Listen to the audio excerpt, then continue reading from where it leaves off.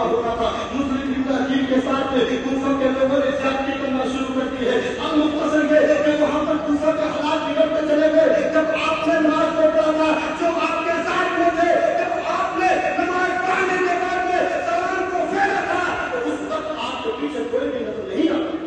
سبحان اللہ. لیکن رات وہ شور کو لے کر چل رہا ہوں.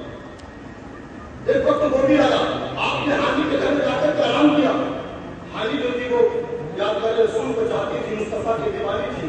وہ چاہتی تھی کہ یہ حسین جو ہے, یہ مسلم جو ہے, یہ نبی کے خاندان سے آئے ہیں. انہوں نے اپنے گھر پر پناہ دے دی. عزیزان ملت اسلامیہ, اب وہاں پر خود کو گھیر لیا. عزیزان ملت اسلامیہ, ایک وقت وہ بھی آیا, مسلم ابن عقیل کو شہید کر دیا. ان کے ساتھ ان کے بیٹے گئے تھے, ان کو بھی شہید کر دیا گیا ہے. اب اور پیچھے چلتے ہیں. امام حسین تیاری کر رہے ہیں, آپ دوسرے کی جانب پڑھ رہے ہیں, آپ دوسرے کی جانب پڑھ رہے ہیں. ایسے ہی آپ دوسرے کی جانب پڑھ رہے ہیں. آپ تو اس خیال میں تھے کہ امام مسلم کے ساتھ لوگ اچھا برتاؤ کر رہے ہیں. امام پاک کو نہیں معلوم تھا کہ امام پاک کو یہ نہیں معلوم تھا کہ مسلم ابن عقیل کو وہاں پر شہید کر دیا گیا ہے. اللہ اکبر کبیرہ. ایک جانشار ملتا ہے, ملنے کے بعد وہ پوچھتے ہیں کیسے حالات ہے, کیسے حالات ہے. لیکن عزیزان ملت اسلام کا اس نے بتایا مسلم ابن عقیل کو شہید کر دیا گیا ہے. وہاں کے لوگوں نے وعدہ خلافی کر دی ہے. وفا کے دائرے میں بلانے کے بعد میں, وفا کے ساتھ میں بلانے کے بعد میں, ان کے ساتھ میں لاہن دکھانے کے بعد میں ان کو شہید کر دیا ہے.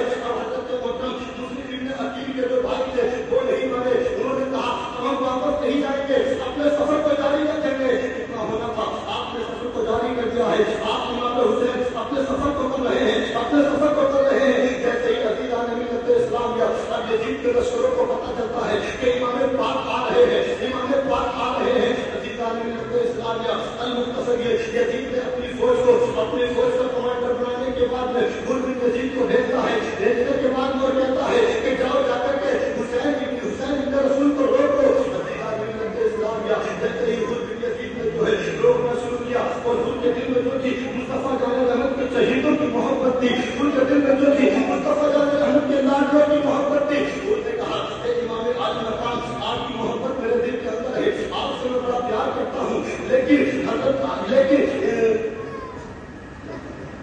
عزیزان ملت اسلامیہ, المختصر یہ کہ امام پاک کی بارگاہ میں یزید کہہ رہا ہے میں آپ سے بڑی محبت کرتا ہوں, لیکن عبداللہ ابن زیاد نے مجھے جو ہے اس فوج کا کمانڈر بنانے کے بعد میں بھیجا ہے. اگر میں یہاں تک کوئی چال چلوں گا, یہ لوگ جانے کے بعد میں کہہ دیں گے اور میرے ساتھ میں اچھی زیادتی نہیں کرتے. ایک وقت وہ بھی آ جاتا ہے, امام پاک رک جاتے ہیں. رکنے کے بعد میں آپ کربلا کی زمین پر پہنچ جاتے ہیں. اپنے چاہنے والوں سے کہتے ہیں یہ جگہ جہاں پر ہم ٹھہرے ہوئے ہیں پتہ لگاؤ اس جگہ کا نام کیا ہے. پتہ چلتا ہے جگہ کا نام ہے کربلا. کربلا جگہ کا نام ہے, یعنی رنجوگم کی جگہ, رنجوگم کی جگہ. امام پاک نے اپنے ساتھیوں سے کہا اے میرے ساتھیوں رکو, یہیں پر جاؤ, اپنے قصابے کو اتار لو, اپنے اونٹوں کی سواری کو روکو, یہیں پر اپنے اونٹوں کے بیٹھنے کا انتظام کر دو. اللہ اکبر کبیرہ. امام پاک سمجھ جاتے ہیں یہی وہ کربلا ہے جس کے بارے میں میرے نانا نے فرمایا تھا کہ ایک کربلا کی زمین ہوگی, اس جگہ پر میری امت میرے نواسے کو شہید کر دے گی. امام پاک نے کہا